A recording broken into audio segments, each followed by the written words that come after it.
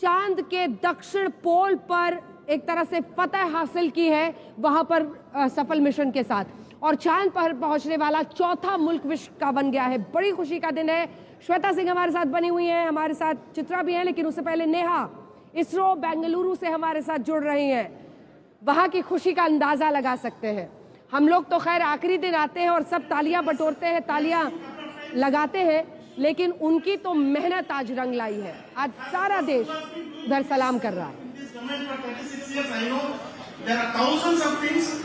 मुझे एक बात बहुत ज्यादा प्रभावित करी यहाँ पर पूरे कवरेज के दौरान कि जब वो ऐतिहासिक लम्हा आया तो सिर्फ यहाँ पर मौजूद लोग नहीं, जो यहाँ पर मौजूद सिक्योरिटी पर्सनल है, जो सीआईएसएफ के जवान हैं, वो दरअसल पूरे इर्द गिर्द इस खेमे के आ गए थे और उन्होंने भी तालियों की गड़गड़ाहट के साथ इस लम्हे को महसूस किया। लेकिन उस वक्त इतना ज्यादा शोर था, अंजना, जय हो के नारे लग रहे थे, वंदे मातरम के नारे लग रहे थे, तालियां बज रही थी। तो जैसे ही प्रधानमंत्री ने झंडा लहराया, इस बात पर स्टैंप लग गया कि हम कामयाब हो चुके हैं अपने इस मिशन में, और ये मिशन सिर्फ शुरुआत है। और इसी वजह से उन्होंने अंग्रेजी में भी संबोधन दिया। ये संदेश था पूरे विश्व को कि हम इस मिशन में कामयाबी पा चुके हैं, तो आप हमारे मिशन से सीख सकते हैं, अपने मिशन में उन चीजों को ला सकते हैं, आगे की दिशा इससे तय कर सकते हैं, आगे के अपने अभियान, अपनी स्पेस रिसर्च, अपने स्पेस मिशन में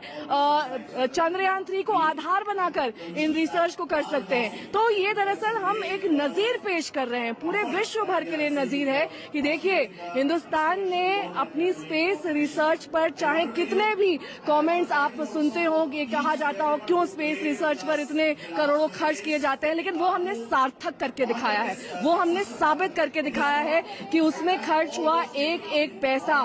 चंद्रयान 3 हो, चंद्रयान 2, चंद्रयान 1, सब जितने भी स्पेस मिशन ये चांद तक हमने भेजे हैं, उस पर खर्च किया गया एक एक पैसा आज गवाही दे रहा है कि कैसे हमने पूरी लगन और मेहनत के साथ। और किसी साइंटिस्ट ने यहाँ पर कहा भी, उन्होंने कहा कि हमने सोते उठते बैठते जागते, आप तालियों की गड़गड़ाहट सुन सकती होंगी, एक एक शब्द जो ये साइंटिस्ट बोल रहे हैं इस पर तालियां बज रही हैं और यहाँ पर लोग उनका अभिवादन कर रहे हैं। लोग इस बात को स्वीकार रहे हैं कि ये आसान नहीं होता है। आप अपने घर परिवार को पूरी तरह से त्याग देते हैं, आप सिर्फ उस मिशन के बारे में सोचते हैं, उस पर फोकस रखते हैं, और सिर्फ चंद्रयान 3 नहीं, अगला फोकस जिसे प्रधानमंत्री ने जिसका अनाउंसमेंट किया, उन्होंने कहा कि आदित्य L1 होगा, जो सूर्य के लिए एक मिशन डिजाइन किया जाएगा। उसके बाद सूर्य पर भी हम नहीं रुकेंगे, हम शुक्र के लिए भी एक स्पेस मिशन डिजाइन करेंगे।